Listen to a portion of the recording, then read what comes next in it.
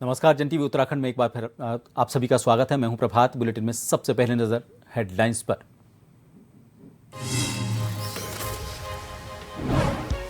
Dhami cabinet की बैठक में अहम फैसले। मीटिंग में 30 प्रस्तावों पर चर्चा। मलिन बस्तियों को दी गई राहत। मानव वन्य जीव संघर्ष निधि नियमावली को मंजूरी। मलिन बस्तियों को लेकर सियासत। कांग्रेस ने सरकार की मंशा पर उठाए सवाल। कहा, बीजेपी वोट बैंक के लिए कर रही इस्तेमाल।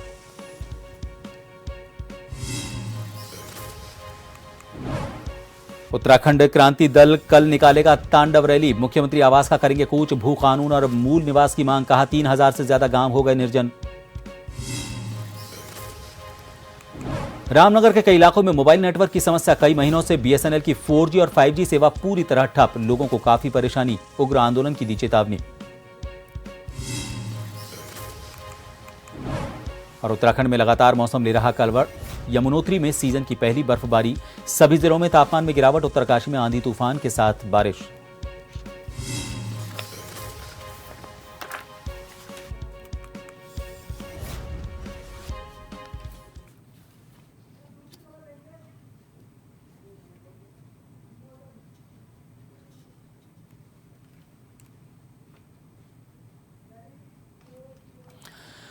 सबसे पहले खबर देहरादून से। आपको बता दें कि उत्तराखंड विधानसभा की अध्यक्ष रितु खंडूड़ी भूषण ने विधानसभा सभागार में प्रेरणा स्रोत पुस्तक का विमोचन करते हुए कहा कि समाज में अध्ययनशीलता और लेखन विधा को और ज्यादा मजबूत करने की जरूरत है। विधानसभा अध्यक्ष ने डॉक्टर रविंद्र कुमार सैनी द्वारा लिखे गए काव्य संग्रह प्रेरणा स्रोत, जिसमें उन्होंने 111 व्यक्तियों के जीवन पर कविताएं लिखी हैं। इन सभी महानुभावों ने विभिन्न क्षेत्रों में अपने को स्थापित किया और उनके जीवन से लेखक ने कुछ न कुछ प्रेरणा प्राप्त की होगी। ऐसे सभी प्रेरणापद व्यक्तियों के जीवन में कोई न कोई सद्गुण रहा होगा, इसलिए ये लोग पुस्तक का अंश बन गए।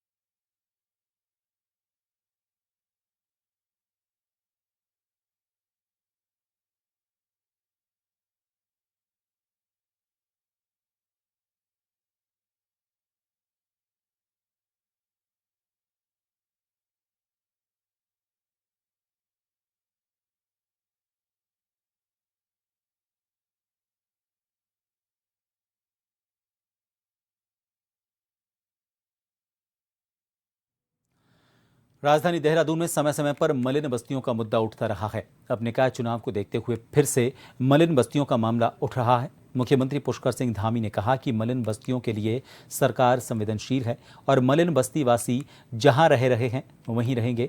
कांग्रेस प्रदेश अध्यक्ष करण माहरा ने सवाल उठाया कि सरकार को अपने वोट बैंक के लिए मलिन बस्ती का इस्तेमाल किया जा रहा है। अगर मलिन बस्ती की इतनी फिक्र थी तो उसका नियमितीकरण करते।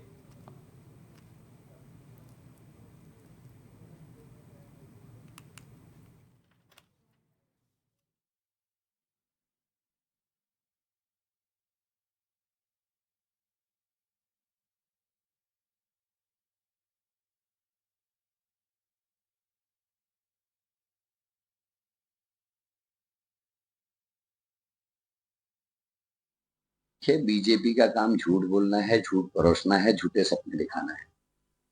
2016 में एक अध्यादेश लाया गया था कांग्रेस के द्वारा। दुर्भाग्य से उसको इम्प्लीमेंट करने से पहले सरकार गिरती है और वो पूरा नाटक आपने देखा है। उसके बाद बीजेपी की सरकार आ जाती है। इन 6-7 वर्षों में बीजेपी ने उसको इम्प्लीमेंट क्यों नहीं किया? जो प्रपत्र जारी होने चाहिए थे, भूमि का क्या स्टेटस है, कमजोर भूमि है या उनको उनके नाम पे पट्टी किए जा सकते हैं या वहां से उनको कहीं और शिफ्ट करना, उसकी सूचीबद्ध करने के लिए कहा गया था, जो अभी तक शायद नहीं आई है। तो ऐसा क्यों रहा कि इस ओर को ध्यान नहीं दिया। और हाल ही में आपने देखा कि कई बस्तियों को तोड़ने की, मकानों को तोड़ने का उपक्रम भी सरकार ने चलाया था, एनजीटी का नाम लेते हुए।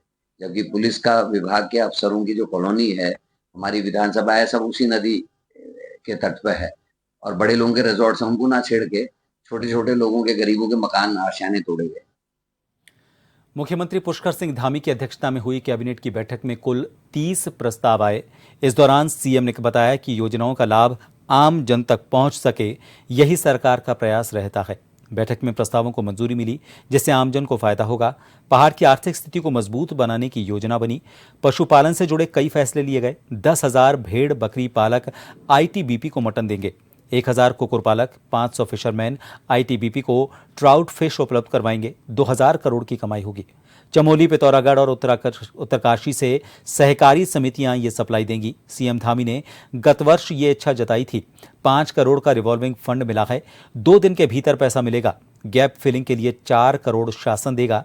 मानव वन्य जीव संघर्ष निधि नियमावली को भी मंजूरी मिली है।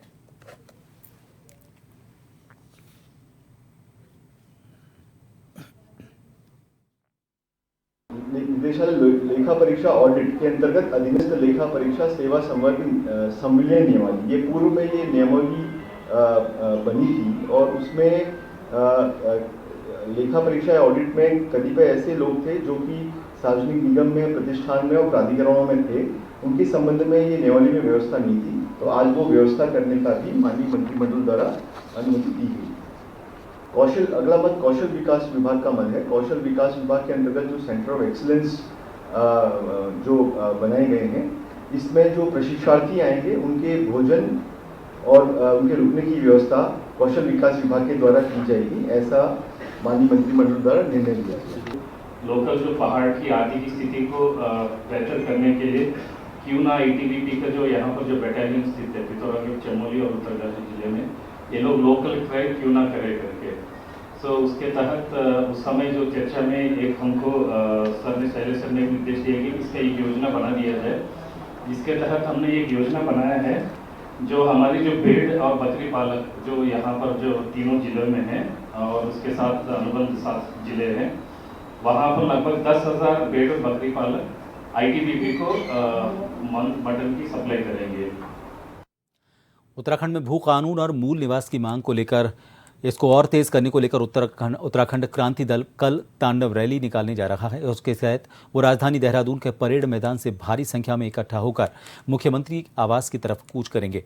इसको लेकर यूकेडी के केंद्रीय अध्यक्ष पूरन सिंह कटहैत ने कहा कि राष्ट्रीय पार्टियों की नीति के चलते प्रदेश में 3,000 से ज्यादा गांव निर्जन हो चुके हैं। साथ ही पहाड़ के पहाड़ खाली हो चुके हैं।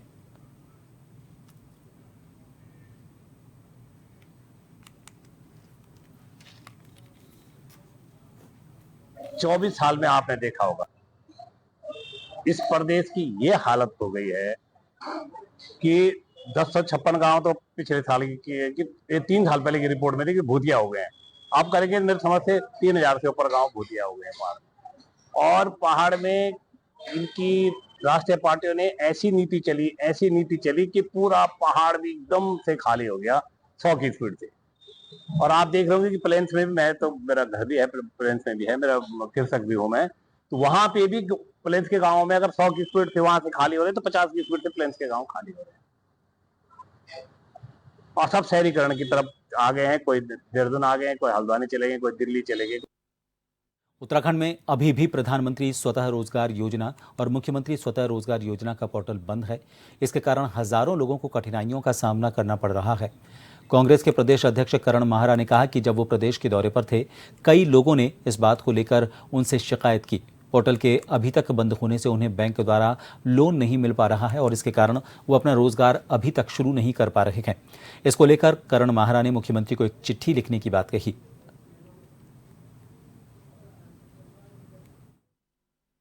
देखिए, मैं अभी क्षेत्रीय दौरे में था तो कई लोग मिले। उन्होंने कहा साहब वेबसाइट जब से बंद हुई और चीजें तो कहना ठीक हो गई, पेपरों में वगैरह ठीक हो गया, लेकिन प्रधानमंत्री स्वतः रोजगार और मुख्यमंत्री स्वतः रोजगार की जो योजना है उसका पोर्टल अभी तक नहीं चालू हुआ है और जिसकी वजह से हजारों लोग इफेक्टेड हैं। जिन लोगों ने लोन अप्लाई किए उनके कारोबार रुके। हम जानते बिना अर्थ के तो काम होता नहीं, बिना पैसे के। और लोगों ने उसके लिए अप्लाई किया हुआ है, लोगों की फाइल मंजूर हो गई है, लेकिन पोर्टल नहीं चलने की वजह से उनको अभी तक लोन उनका उपलब्ध नहीं हो पा रहा है, जो दुर्भाग्यपूर्ण है। और सरकार का ध्यान इस ओर कतई नहीं है, इसलिए आज मैंने मुख्यमंत्री जी को पत्र इस पर लिख रहा हूँ कि विभाग को टाइट करें, दुरुस्त करें, ताकि काम हो सके।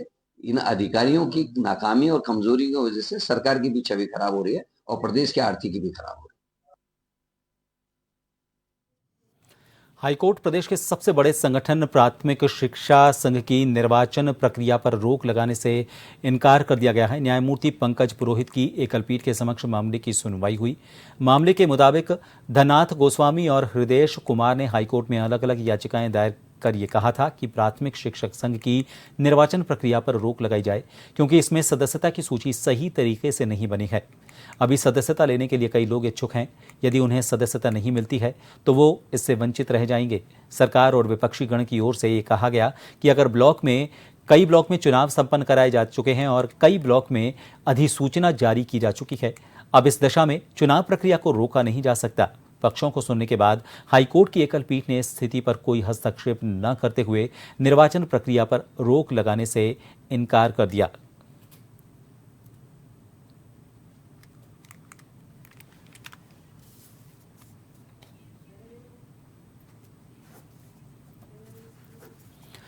रुड़की से बड़ी खबर आ रही है। आपको बता दें, यहां पर पनियाला रोड शिवपुरम क्षेत्र में एक अवैध गौशाला में पिछले एक सप्ताह से कथित तौर पर 19 गायों की मौत हो गई है, जबकि 13 गाय पिछले 24 घंटे में मरी हैं। रुड़की पशु चिकित्सक डॉक्टर रोहित सिंह ने कहा कि मृतक पशुओं के जिगर रक्तशोथ के कारण पूरी तरह से क्षतिग्रस्त हो गए थे। बताया गया है कि जानवरों को सूखी घास और फफूंद लगी रोटी और सब्जी खिलाई जा रही थी। इलाज कर रहे वेटरनरी डॉक्टर विपुल सैनी ने बताया कि लगभग अभी भी दर्जन गायों की हालत गंभीर है। गौशाला संचालक संजय शर्मा 55 गायों की गौशाला संचालित करते हैं। गौशाला संचालक नियमावली का पालन नहीं हो रहा था। सूचना मिलने पर रुड़की संयुक्त मजिस्ट्रेट आशीष कुमार मिश्रा ने मौका मुआयना करते हुए जांच के आदेश दिए हैं और ये कहा है कि दोषी पाए जाने पर सख्त कार्रवाई की जाएगी।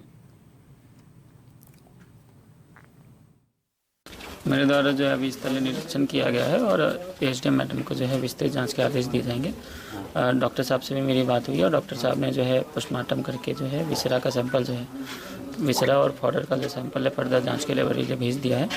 और 2 लेवल पे जांचें होंगी। एक तो एक बेसिक जांच होगी जो अभी कल से परसों से शुरू हो जाएगी, और फिर जो सेकंड लेवल होगी जांच की वो होगी जब हमारे जो सैंपल रिपोर्ट्स हमने भेजे हैं तो उसकी जांच होकर जो रिपोर्ट प्राप्त होती है तो फिर चीज़ें जो हैं बेटर क्लियर होके आएंगी। फिर जांच के संबंध में जो भी दोषी होगा या फिर जो भी कार्रवाई होगी उचित कार्रवाई के लिए लिखा जाएगा। कल पोस्टमार्टम हुआ एक गाय का, भेजा है उन्होंने, अब वहाँ से क्या रिपोर्ट आएगी देखते हैं। और बाकी कल डॉक्टर लोगों का मत यह था कि फूड पॉइजन नहीं है, 3 दिन फूड पॉइजन बोला। कल की कंडीशन देख करके कहा कि कुछ और भी लग रहा है हमको, तो कोई इस टाइप का कोई वायरस है क्या है। अब देखो रिपोर्ट आएगी लैब से तब पता चलेगा। जानवर मरता नहीं, उसकी सेहत सुधरनी शुरू होती है, मगर ट्रीटमेंट देने के बाद भी रिस्पॉन्ड नहीं कर रहे जो एनिमल्स काफ़ी सीरियस हैं। और इसमें यह है कि पॉइजनिंग में फूड पॉइजनिंग या केमिकल पॉइजनिंग कोई भी होता है, एक बार अगर शरीर के अंदर चला गया, अब ये 4 पेट के जानवर हैं तो इसमें कॉम्प्लेक्स सिस्टम होता है, तो वो जो एब्जॉर्प्शन हो चुका है ब्लड में उसके लक्षण धीरे धीरे करके आ रहे हैं और उसको हम रिवर्स नहीं कर सकते, किसी तरह से भी कम नहीं कर सकते। तो अपनी तरफ से पूरी कोशिश है कि ज़्यादा से ज़्यादा देर तक के जानवरों को ज़िंदा रखा जाए जिससे कि टाइम मिले रिकवरी का। और फ्लूइड थेरेपी हम सुबह शाम दोनों टाइम दवाइयाँ जो हैं लगातार लगा रहे हैं। देखिए 4 दिन पहले मैं दिल्ली से आ रहा था, मेरे पे जो गौशाला के संचालक है संजय शर्मा जी, उनका फ़ोन गया था कि शर्मा जी कल से हमारी 10-12 गायें बीमार हैं और वो हल्की सी कांपती हैं और गिर जाती हैं। उनमें से 4 गायें मर चुकी हैं और आप नगर निगम को फ़ोन कर दीजिए, उनकी जेसीबी आ जाएगी। तो मैंने तभी नगर निगम से कॉन्टैक्ट किया और परसों उन्होंने तभी 4 पशु तो तभी उठा लिए थे जो गोधन था। और उसके बाद लगातार ये बीमारी बढ़ती जा रही है। पशुओं को कंपन होता है और थरथरा के वो नीचे गिर जाते हैं और कुछ समय बाद उनकी मौत हो जाती है। परसों यहाँ पे जो पशुपालन के डॉक्टर हैं हरिद्वार से वो भी आए थे, ब्लॉक के भी डॉक्टर आए हैं। पहले तो उन्होंने कहा कि भाई फूड पॉइजनिंग है, ब्लड टेस्ट हुआ लेकिन फूड पॉइजनिंग उसमें नहीं निकला है।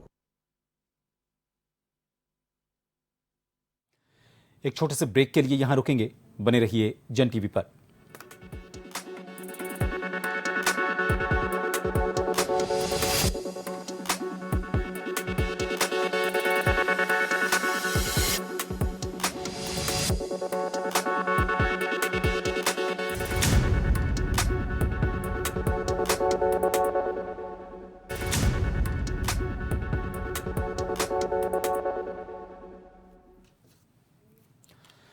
ब्रेक के बाद एक बार फिर आप सभी का स्वागत है। हाईकोर्ट ने याचिकाकर्ता की बच्ची को दादा दादी से मुक्त कराकर उसके दादा के साथ 24 अक्टूबर को हाईकोर्ट में पेश करने के निर्देश एसएचओ उत्तरकाशी को दिए हैं। एसएसपी उत्तरकाशी से कहा गया है कि इस आदेश का अनुपालन कराना सुनिश्चित करें। न्यायमूर्ति आलोक कुमार वर्मा और न्यायमूर्ति विवेक भारती शर्मा की खंडपीठ के समक्ष मामले की सुनवाई हुई। उत्तरकाशी निवासी ज्योति ने हाईकोर्ट में दायर याचिका में कहा था कि उसका पति शराब का आदी है, नाबालिग बेटी को देखभाल करने के लिए मानसिक रूप से वो स्वस्थ नहीं है।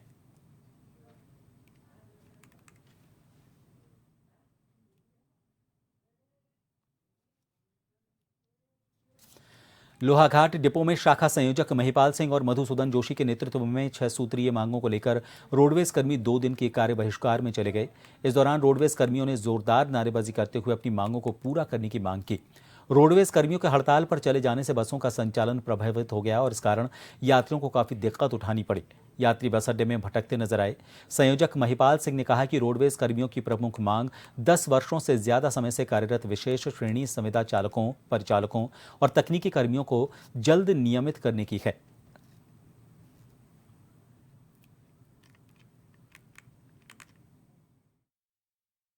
हमारी मुख्य मांग है नियमितीकरण की मांग है सबसे पहले, जिसमें हमारे संविदा और विशेष श्रेणी के जितने भी कर्मचारी हैं इनको नियमित किया जाए। जो हमारी 2013 की नियमावली थी उसमें रोक लगी हुई थी, सरकार द्वारा इसमें नियमावली में रोक तो हट गई है पर नियमितीकरण नहीं हो पा रहा है। इसमें हम लोग चाहते हैं कि सभी का नियमितीकरण हो और जो है कि जो प्राइवेट वाहनों को परमिट दिए जा रहे हैं उन परमिटों को कैंसिल किया जाए और हमारे साथ इस तरह का विश्वासघात ना किया जाए। जिले के सबसे ज्यादा ओपीडी वाले लोहाघाट उप जिला चिकित्सालय की कुछ महीने पहले लाखों रुपए की लागत से लगाई गई अल्ट्रासाउंड मशीन खराब है। आज दूर दूर के क्षेत्रों से अल्ट्रासाउंड कराने आई गर्भवती महिलाएं और मरीज परेशान होते रहे। रेडियोलॉजिस्ट डॉक्टर सोनाली मल्होत्रा ने मशीन को चालू किया तो मशीन ने काम नहीं किया। चिकित्सालय के चिकित्सा अधीक्षक डॉक्टर सोनाली मंडल ने बताया कि आज सुबह अल्ट्रासाउंड मशीन में कुछ तकनीकी खामी आई है। उनके द्वारा टेक्नीशियन से संपर्क किया गया तो उनके द्वारा मशीन का पार्ट्स आने में 2 से 3 दिन का समय लगने की बात कही गई। डॉक्टर मंडल ने कहा कि मशीन ठीक होते ही अल्ट्रासाउंड शुरू कर दिए जाएंगे।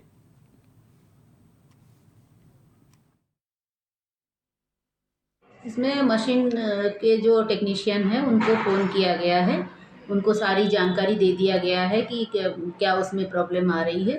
तो उनका ये कहना है कि 1-2 दिन तो कम से कम लगेगा वो मशीन की जो पार्ट्स है वो लाने में, फिर वो आएंगे, आके इसको चेक करके फिर फाइनली बता पाएंगे। अभी उनके हिसाब से जो बातों में जो पता चला है वो मोटा मोटा जो उनको आइडिया हुआ है उसके हिसाब से वो 2-3 दिन के बाद आके इसको देख के फिर बताएंगे आपको। सीएमओ सर को इस बारे में अभी बता रहे हैं, फिर देखते हैं कैसे वहाँ से कोई व्यवस्था हो पाती है। अगर 1-2 दिन की बात है तो उसके बाद जल्दी ही ठीक हो जाएगी, अगर ज़्यादा समय लगेगा तो वैकल्पिक व्यवस्था किया जाए। इसको 9वां महीना पूरा हो गया, 17 तारीख की डेट थी। आज मैडम ने कहा था आज अल्ट्रासाउंड हो जाएगा, आज के लिए आए तो आज भी मना कर रहे और लाइट नहीं है कह रहे, मशीन ख़राब है। बोला अब चंपावत के लिए कह रही थी तो वहाँ सीट फुल हो गई है कह रहे, अब कल ले जाएंगे इनको। तो कितनी बड़ी दिक्कत मानते हैं इस चीज़ को? बहुत बड़ी है। अब 9वें महीने पूरा हो गया, बताओ इतने इमरजेंसी में हम कहाँ ले जाएं इन केसों को? बताइए, हमारे बहुत संकट हो गया। कहते हैं आशाएं काम नहीं करती है, क्या काम नहीं कर रहे हैं सर, 4 जांचें पूरी करवा रहे हैं, हम सब कुछ करवा रहे हैं, लास्ट में ये महिलाएं इतना परेशान हो रही हैं।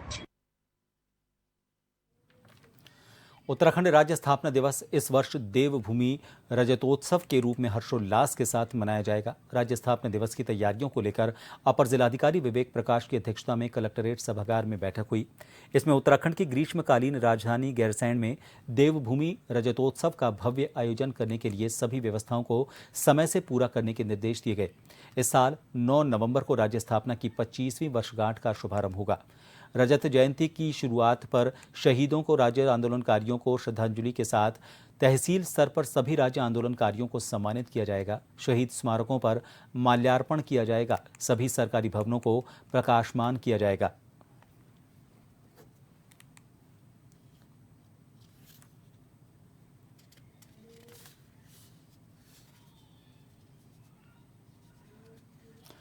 रुड़की रेलवे स्टेशन के पास पाडली गुर्जर और तेलीवाला गांव को जोड़ने वाला अंडरपास जो करीब 1 साल पहले 33 करोड़ रुपए की लागत से बनाया गया था, अब भ्रष्टाचार और प्रशासनिक लापरवाही का शिकार हो चुका है। इस अंडरपास का निर्माण हरिद्वार के पूर्व सांसद डॉक्टर रमेश पोखरियाल निशंक के प्रयासों से किया गया था। इसके बनने से पाडली गुर्जर सहित आसपास के 20 गांवों को इसका फायदा मिला था। इससे लोगों का रुड़की आना जाना आसान हुआ था, लेकिन अब इस अंडरपास की समस्या पहली बारिश के बाद ही सामने आ गई है, जब इसमें जलभराव होने के कारण ये एक तालाब में तब्दील हो गया था। पानी की निकासी को लेकर किए गए अस्थायी समाधान और रेलवे प्रशासन की लीपापोती के बाद इसे कुछ दिन के लिए बंद भी किया गया था, लेकिन जल्द ही इसे फिर से खोला गया। इस घटना के बाद ग्रामीण और स्थानीय विधायक उमेश कुमार ने इसे मौत का अंडरपास नाम दिया था।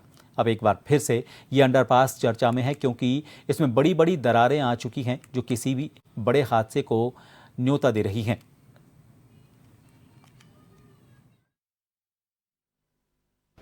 ये लगभग 2 साल पहले हुआ कार्य है और अभी भी यहाँ पे कुछ काम चल रहा है इनके द्वारा। यहाँ पे मरम्मत का काम चल रहा है। यहाँ पर डिपार्टमेंट को हम लोग बता देंगे कि यहाँ पे अपना कार्य करें और इसकी मरम्मत कराएं समय पर, ताकि कोई यहाँ पर बड़ा हादसा ना हो आगे। अरे जो ऊपर आ रही हैं, संभवतः इस पर बहुत भारी भरकम ट्रेनें यहाँ से आवाजाही होती हैं। कहीं ऐसा ना हो कि किसी दिन ये दरारें बड़े हादसे का रूप ले लें और कोई ट्रेन यहाँ गिर जाए और आम जनमानस जो इस पुल के नीचे से गुजरने वाला है, कोई बलि यहाँ चढ़ जाए, कोई जान, एक आम जनमानस की, निर्दोष लोगों की जान इस भ्रष्टाचार की भेंट चढ़ जाए। इसलिए हम ये मांग करते हैं भाजपा सरकार से कि इसको तत्काल या तो सही करे, नहीं तो हम पूरे गांव। और इन सभी खबरों के साथ फिलहाल के लिए इस बुलेटिन में इतना ही। नमस्कार।